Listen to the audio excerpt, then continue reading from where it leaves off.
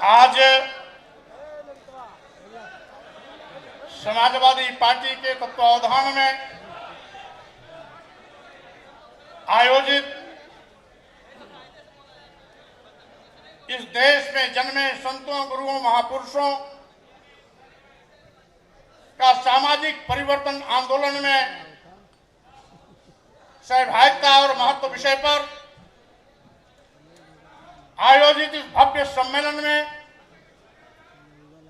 मुख्य अतिथि के रूप में हमारे बीच में विराजमान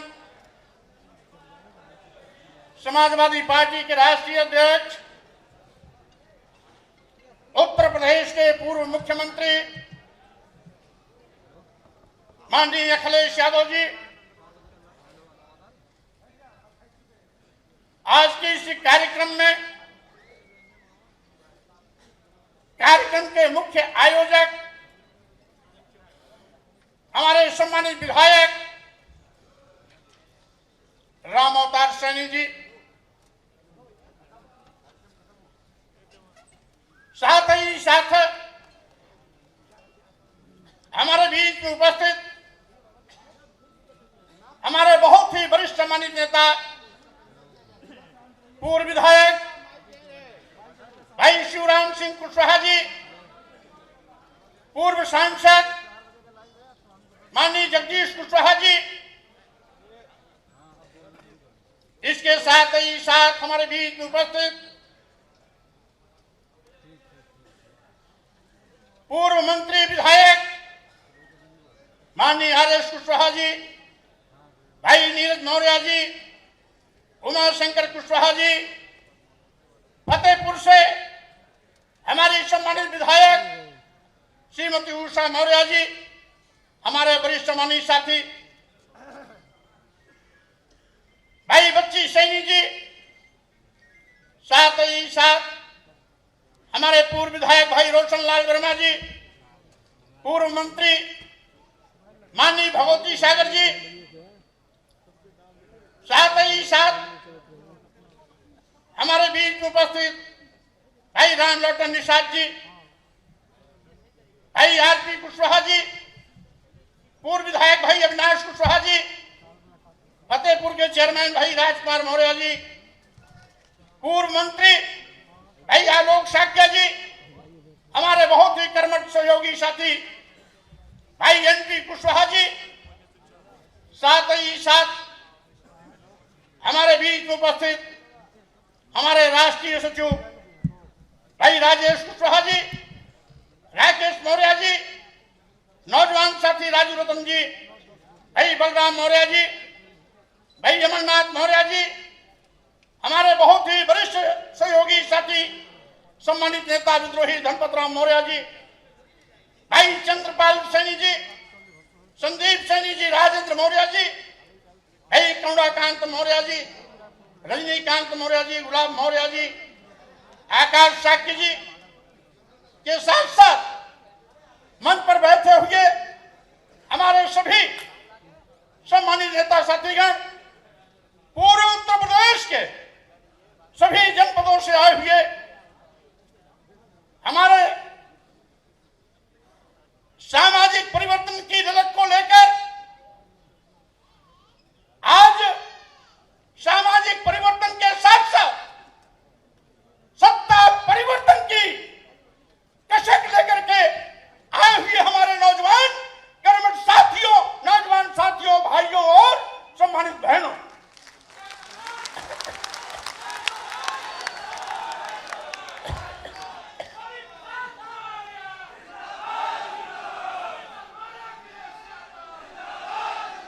आप जानते हैं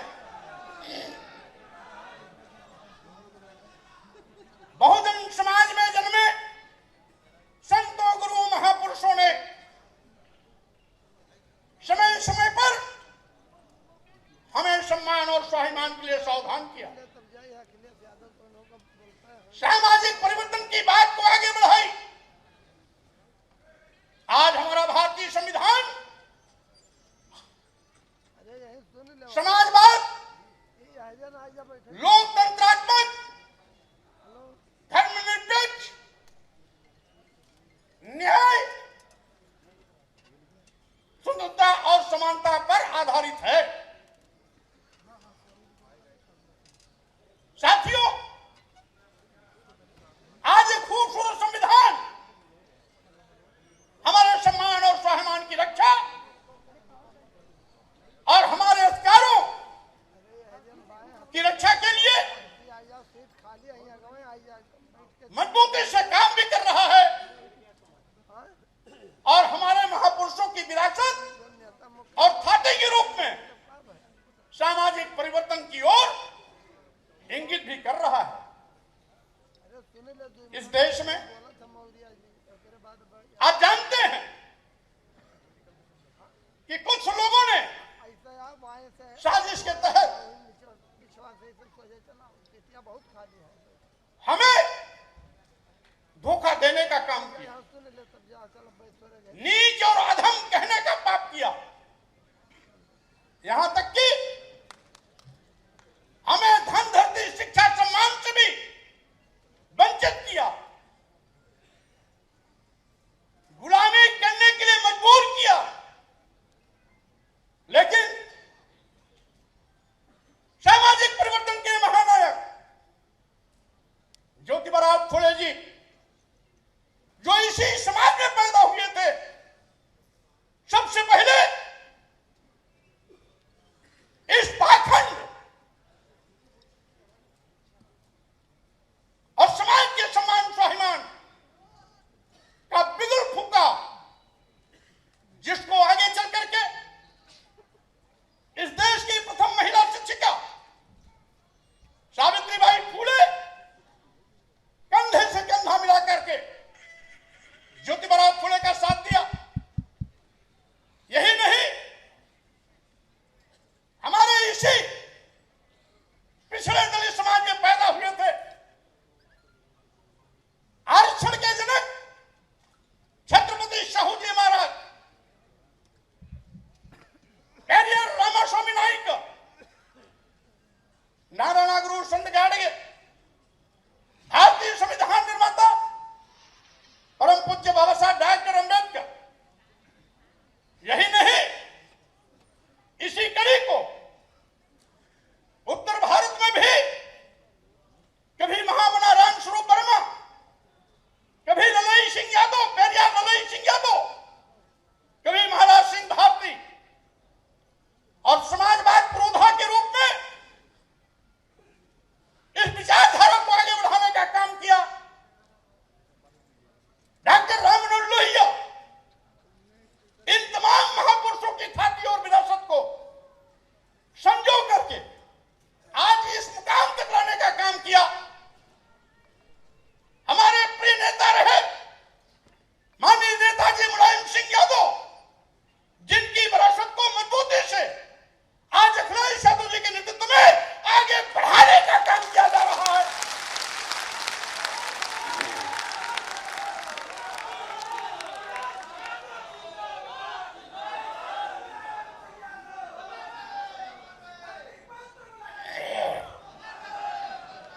साथियों, आप जानते हैं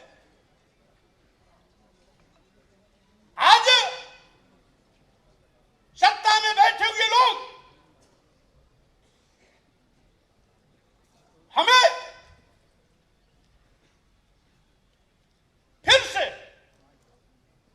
धन धरती शिक्षा सम्मान से वंचित करने की साजिश कर रहे हैं, हमारे अधिकारों पर डकैती डालने की कोशिश कर रहे हैं। अभी 3 दिन पहले डॉक्टर भीमराव अंबेडकर केंद्रीय विश्वविद्यालय में पीएचडी की एक लंबी सूची निकली। सभी विभागों में कितने पीएचडी के छात्र होंगे, सबकी सूची लंबी चौड़ी निकली।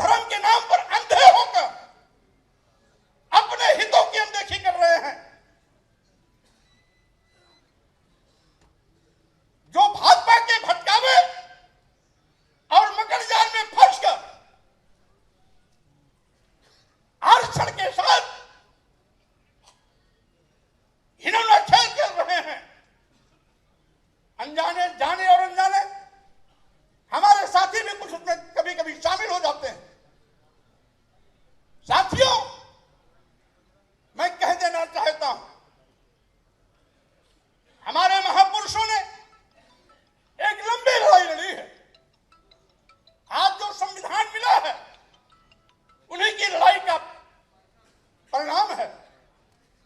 धन धरती शिक्षा सम्मान से आप लैस लिए हैं, यह भी उन्हीं महापुरुषों की देन है। भारतीय संविधान के पहले हमारे महापुरुषों को कदम कदम पर संघर्ष करना पड़ा। हम कोई नई बात नहीं कह रहे हैं, हम अपने महापुरुषों की विचारधारा को फिर से जमीन पर उतारने की कोशिश कर रहे हैं।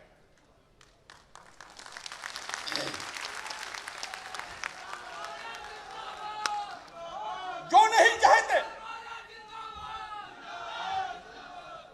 नहीं चाहते, मेरा अनुरोध है, बीच में जिंदाबाद मत बोलिए, इसलिए कि तारतम्य थोड़ा टूटता है।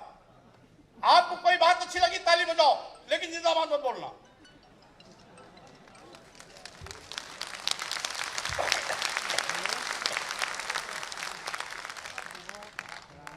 इसलिए मैं कहना चाहता हूं साथियों, भारतीय जनता पार्टी कहने के लिए अमृत महोत्सव मना रही है। आजादी के 75 साल बीत गए, अभी अभी आजादी का 76वां स्वतंत्रता दिवस हम लोगों ने मनाया। यानी आजादी के 76 साल बीत जाने के बाद भी ये कौन सी ताकत है जो आज भी देश के राष्ट्रपति द्रौपदी मुर्मू जी को मंदिर में जाने से दुस्साहस कर उनको अपमानित करने की घिनौनी साजिश करता है, जबकि उन्हीं के अधीन गठित मंत्रिमंडल का एक मंत्री मंदिर के अंदर जाके पूजा करता है चूंकि ऊंची जात का है। द्रौपदी मुर्मू को इसलिए रोक दिया जाता है क्योंकि वो आदिवासी समाज में पैदा हुई है। यह पहली घटना नहीं, इसके पहले भी तत्कालीन राष्ट्रपति रामनाथ कोविंद जी राजस्थान के श्री पुष्कर ब्रह्मा मंदिर में दर्शन करने गए थे, लेकिन वो कौन सी ऐसी ताकतें हैं जिसके नाते देश के सर्वोच्च कुर्सी पर बैठे हुए राष्ट्रपति को भी मंदिर में जाने से रोककर उनको अपमान के कड़वे घूंट पीने के लिए मजबूर किया जाता है, क्योंकि रामनाथ कोविंद जी भी दलित समाज के थे। ये कौन सी ताकत है? जब अखिलेश यादव जी इस प्रदेश के मुख्यमंत्री थे, 2017 में भाजपा की सरकार आई, तो इन्हीं भाजपा के लोगों ने मुख्यमंत्री आवास कालिदास मार्ग को पहले गोमूत्र से धोला, उसके बाद गंगा जल से धोला, क्योंकि अखिलेश यादव पिछड़े समाज से ताल्लुकात रखते हैं। मैं कहना चाहता हूं, ऐसे ठेकेदारों को जो आजादी के 76 साल बीत जाने के बाद भी आज हमारे साथ जानवर से बदतर सलूक करने की कोशिश करते हैं, उनको सावधान कर देना चाहता हूं। समय रहते नहीं सुधरोगे तो ये देश का जो परिवर्तन का बयार चल रहा है, इस परिवर्तन की बयार में तिनके की तरह तुम उड़ जाओगे, तुम्हारा कहीं अता पता नहीं चलेगा। ये लोकतंत्र है। लोकतंत्र में सबसे बड़ी ताकत हमारा वोट का अधिकार है। भारतीय संविधान निर्माता बाबा साहब डॉक्टर अम्बेडकर ने हमें वोट का अधिकार दिया। साथियों, वो दिन गए जब राजा रानी के पेट से पैदा होता था। आज ग्राम प्रधान से लेकर ब्लॉक प्रमुख, जिला पंचायत अध्यक्ष, एमएलए से लेकर सांसद, सभी प्रकार के चुनाव में चुनकर आने वाले प्रतिनिधि सब वोट के माध्यम से चुने जाते हैं। आप कोई रानी के पेट से नहीं पैदा होता। ये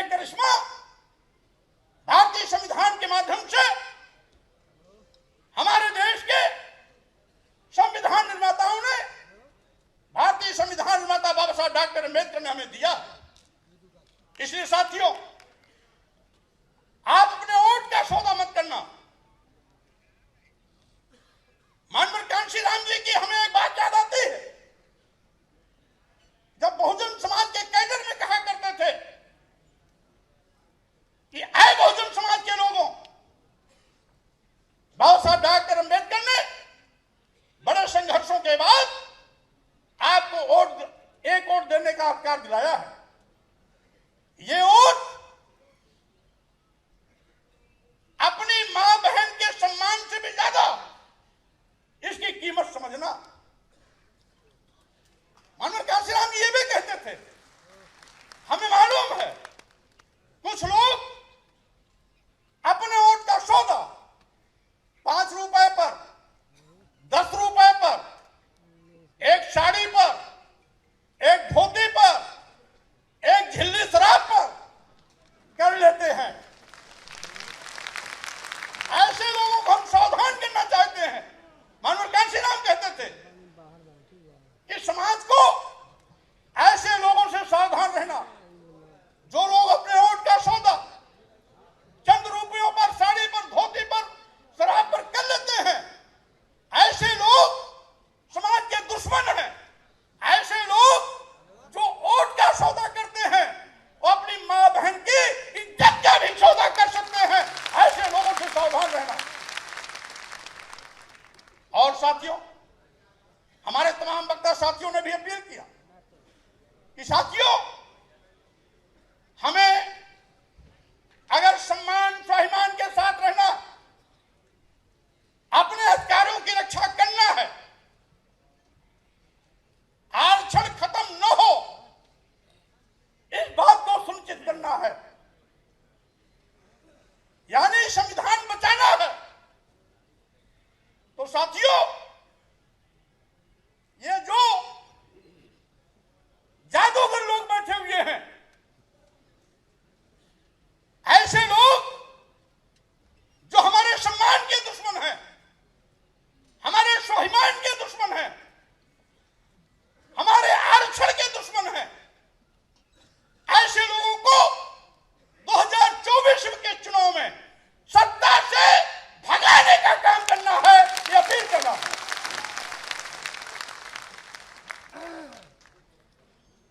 कल मैं फिरोजाबाद में था।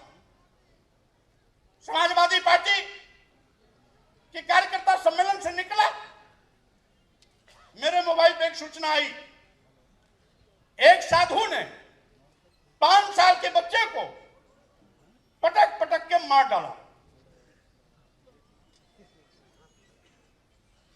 मध्य प्रदेश में एक आदिवासी के ऊपर मुंह में, नाक में, कान में किसने पेशाब किया, वो भी भाजपा के पूर्व विधायक का साथी था।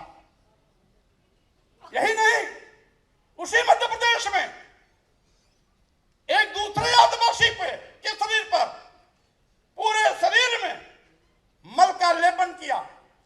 वो कौन था? वो भी भाजपा का नेता था। यही नहीं, मेरे ऊपर किसी ने जान से मारने की सुपारी दी, किसी ने तलवार खरीदकर हवा में लहराते हुए कहा था कि मैं स्वामी प्रसाद मौर्य की तलवार से हत्या करूंगा। किसी ने 21 करोड़, किसी ने 51 लाख, किसी ने 51 करोड़ देने की सुपारी दी। और यही नहीं, किसी ने जुबान काटने की सुपारी दी, किसी ने हाथ कान काटने की बात की, नाक कान काटने की बात की, किसी ने हाथ काटने की बात की। मैं कह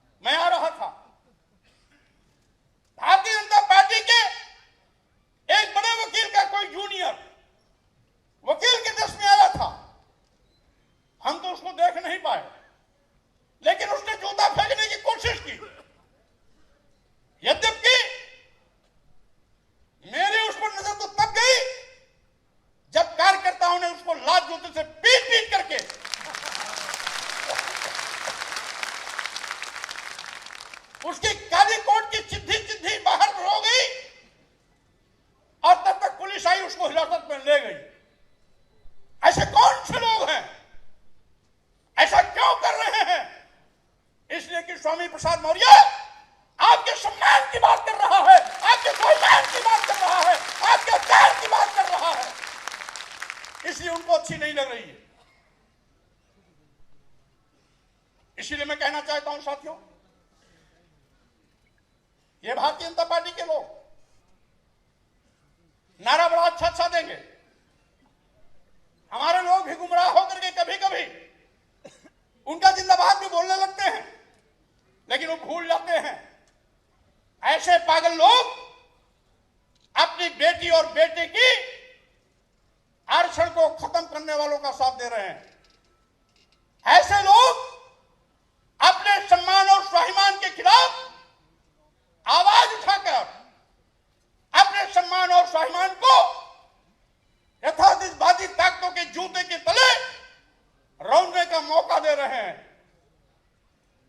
ऐसे लोग संविधान को खत्म करने वालों का साथ दे रहे हैं। इसलिए यहां पर बैठा हुआ हर नौजवान स्वामी प्रसाद मौर्य बनकर के इनके खिलाफ लंबी लड़ाई लड़ने के लिए तैयारी कर लेना। और साथ ही साथ साथियों, आप जानते हैं आज भी आदिवासी, दलित और पिछड़े इनको अच्छे नहीं लगते, और यही कारण है कि भारतीय जनता पार्टी लगातार मीठी बात करके हमें ठगने की कोशिश कर रही है। आज जातवाद जनगणना क्यों नहीं? जातवाद जनगणना 1871 से लगातार चल रही है, हर 10 साल के अंतराल पर होती है। अंतिम जनगणना 1931 में हुई थी। 1931 की जातीय जनगणना में पहले काका कालेलकर का आयोग बना। काका कालेलकर ने अपनी रिपोर्ट लाई, लेकिन उसको जारी नहीं किया, क्योंकि उन्होंने प्रथम श्रेणी, द्वितीय श्रेणी और तृतीय श्रेणी, चतुर्थ श्रेणी की सभी नौकरियों में आरक्षण देने की अलग अलग सिफारिश की थी, और उसमें आबादी 52% थी। लेकिन साथियों, मंडल आयोग ने भी 1931 की जातीय जनगणना को आधार बनाया। 1931 की जातीय जनगणना में पिछड़े वर्गों की आबादी 52% थी। रामावतार सजी ने स्पष्ट किया, आरक्षण तो हमें 52% मिलना चाहिए था, लेकिन माननीय सर्वोच्च न्यायालय के निर्णय की यह बाध्यता रही कि 50% से ऊपर आरक्षण नहीं दिया जा सकता, इसलिए 52 के बजाय हमें 27% आरक्षण मिला। लेकिन उस 27% आरक्षण को भी, अनुसूचित जात के भी आरक्षण को, अनुसूचित जनजात के भी आरक्षण को बारी बारी से सरकार खत्म कर रही है। साथियों, आरक्षण जरूरी क्यों है?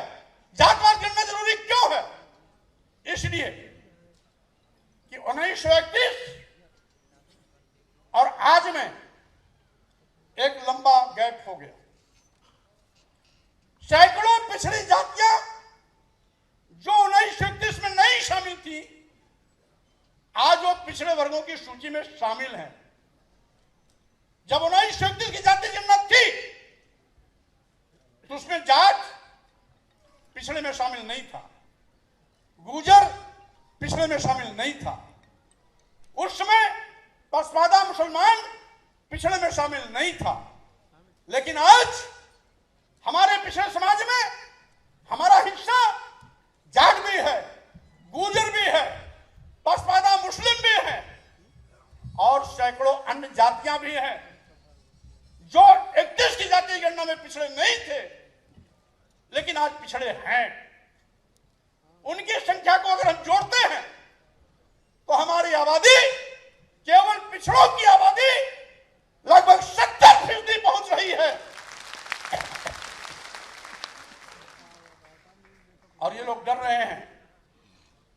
जातवार जनगणना हो गया और 70% मालूम हो गया कि इनकी आबादी एक्चुअल अब 52 नहीं 70% है, तो ये आरक्षण भी 70% के मुताबिक करना शुरू कर देंगे, मांग करना शुरू कर देंगे। इसीलिए जब ये फंसते हैं तो घोषणा कर देते हैं कि हम जातवार जनगणना कराएंगे। 2010 में भाजपा के एक बड़े नेता मुंडे जी थे, उन्होंने कहा था ईमानदारी से 2011 में जातवार जनगणना को सार्वजनिक कर देना चाहिए, जिससे कि पिछड़े वर्गों का हक न मारा जाए।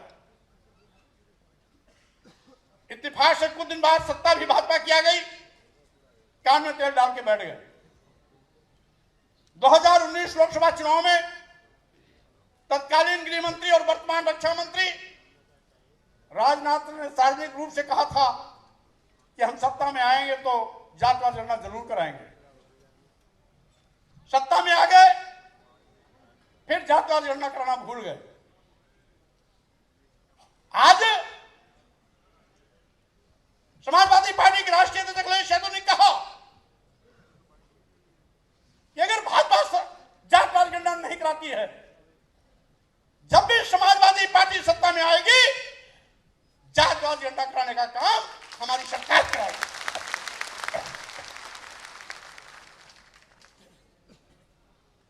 इसी साथियों मैं कहना चाहता हूं, आज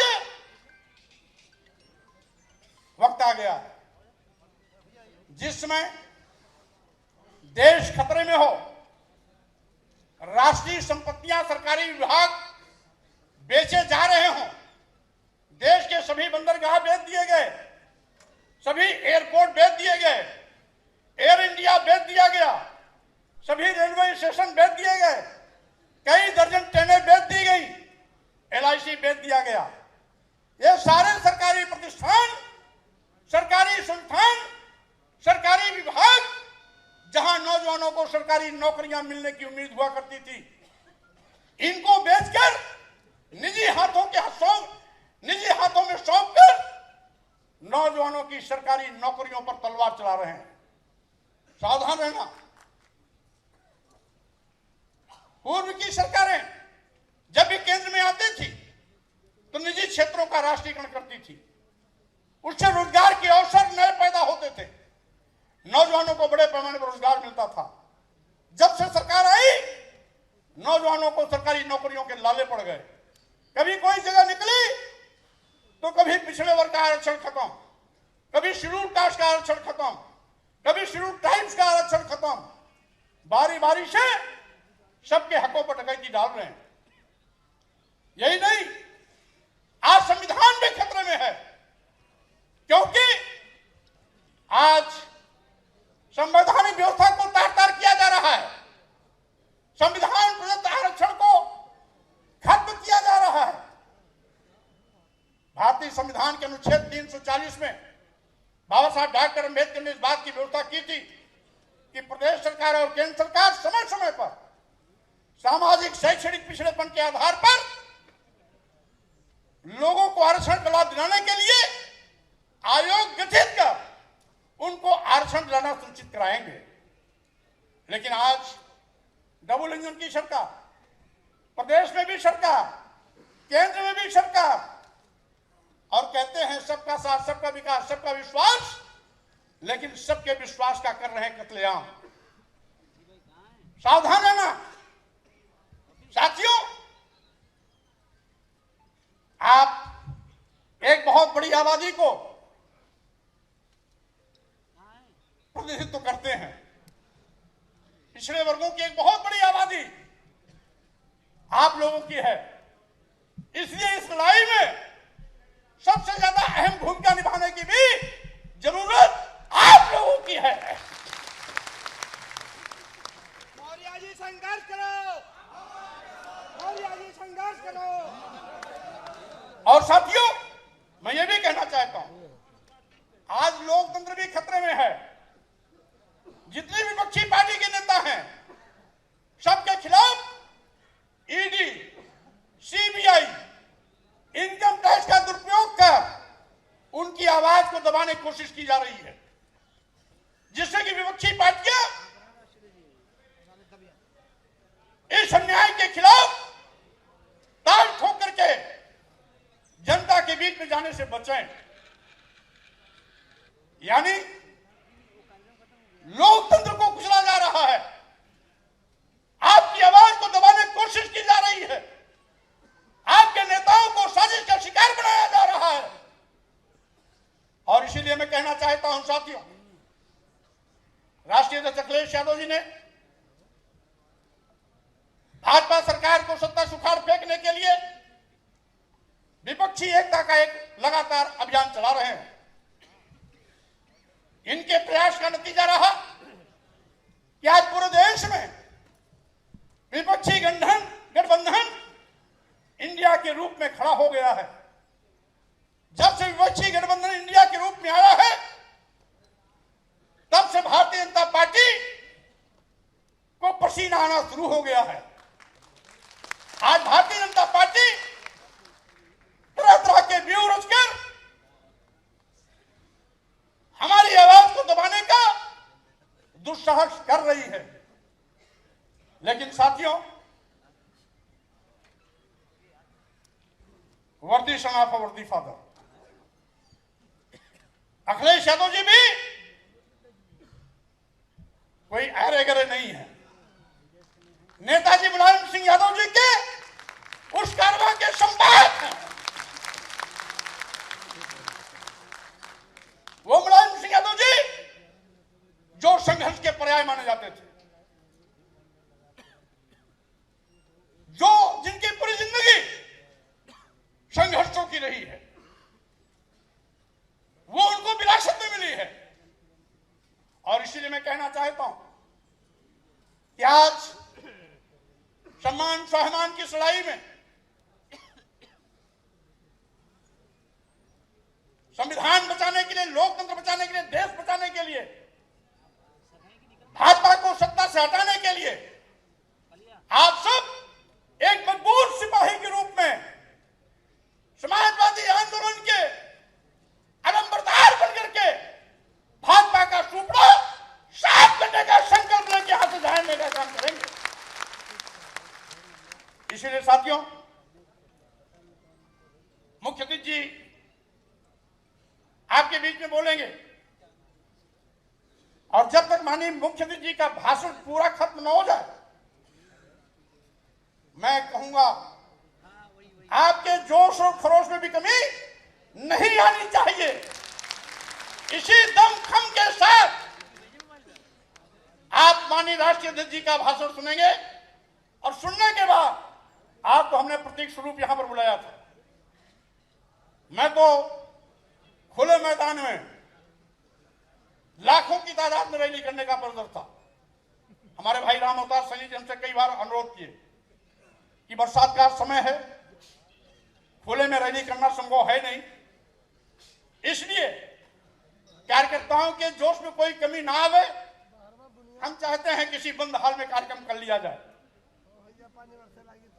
मैंने उनके अनुरोध पर हरी झंडी दी और उससे कहा पहले राष्ट्रीय अध्यक्ष से जाकर के कार्यक्रम लो, और उसी का नतीजा है कि आज आप लोगों के सहयोग से यह भव्य कार्यक्रम आयोजित हुआ है। इसके लिए मैं आप सभी को सामूहिक रूप से बहुत बहुत बधाई और शुभकामना देना चाहता हूं।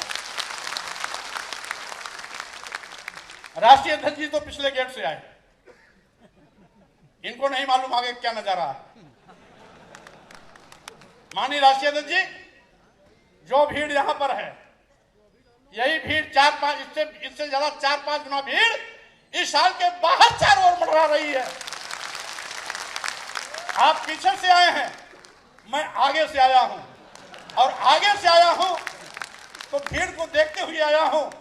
और जो भीड़ अंदर है, जो भीड़ बाहर है, हम अंदर वालों को भी बाहर वालों को भी बहुत बहुत बधाई शुभकामना देते हुए अपनी बात को विराम देता हूं, आपसे विदा लेता हूं। जय भीम, जय भारत, नमो बुद्धाय, जय समाजवाद।